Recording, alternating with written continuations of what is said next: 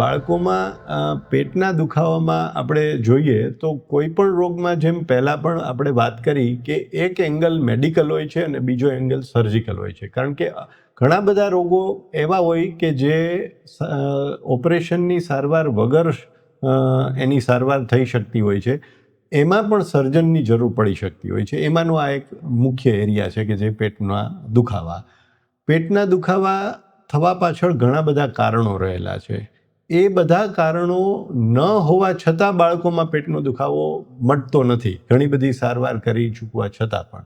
તો એવા બાળકોમાં મુખ્ય કારણ એનું બિહેવિયરલ પ્રોબ્લેમ રહેલા હોય છે. એટલે કે બાળકના વાતાવરણમાં, શરીરની બહાર, એની ટેવોમાં, એના ખોરાકમાં, એના સ્કૂલના વાતાવરણમાં કે ફેમિલીના વાતાવરણમાં કોઈ એવા સ્ટ્રેસફુલ ઇવેન્ટ થાય અથવા તો એની ચિંતા હોય, એને ડર હોય, છતાં એના લીધે બાળક પેટમાં દુખાવાની ફરિયાદ કર્યા કરતું હોય છે.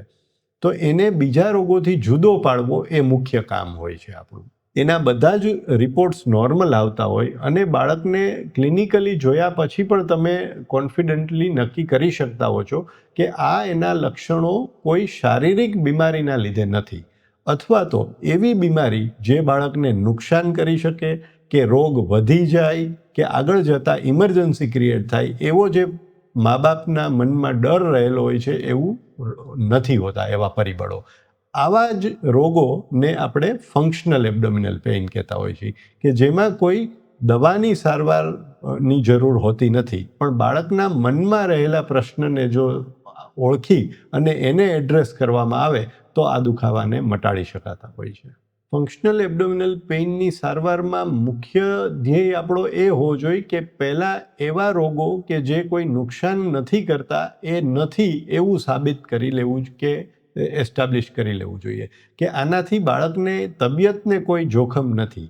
આવું એક વખત મા બાપને ગળે ઉતરી જાય તો એ લોકો ચિંતા મુક્ત થતા હોય છે અને તો ફરિયાદ ઘણા બધા અંશે ઓછી પણ થઈ જતી જોવા મળે છે.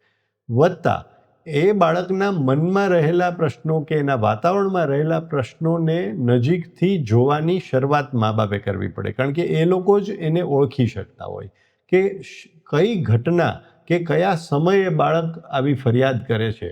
એના પૃથક્કરણમાં ઊંડા ઉતરે તો એવા પરિબળો ઓળખી શકાતા હોય છે અને એના વિશે બાળકને કાઉન્સેલિંગ કરીએ અને મા બાપને કાઉન્સેલિંગ કરીએ તો એ વસ્તુનો નિરાકરણ લાવી શકાય છે. અધરવાઇઝ કોઈ ખાલી દવાઓ કે ગોળીઓથી એનો દુખાવો દૂર કરી શકાય એવું બનતું નથી હોતું. ઘણી વખત એક્સ્ટ્રીમ કિસ્સાઓમાં એવું પણ જોવા મળે છે કે અસંખ્ય તપાસના અંતે એપેન્ડિક્સના ઓપરેશન પણ ઘણીવાર થઈ જતા હોય છે અથવા તો એન્ડોસ્કોપી પણ થઈ જતી હોય છે અને છતાં એ બાળકનો દુખાવો દૂર નથી થઈ શકતો, કારણ કે કારણ એના મનમાં રહેલું છે. જ્યાં સુધી એને ઓળખી અને જવાબ આપણે નહીં આપીએ ત્યાં સુધી એની મુશ્કેલીઓનો અંત નહીં આવે.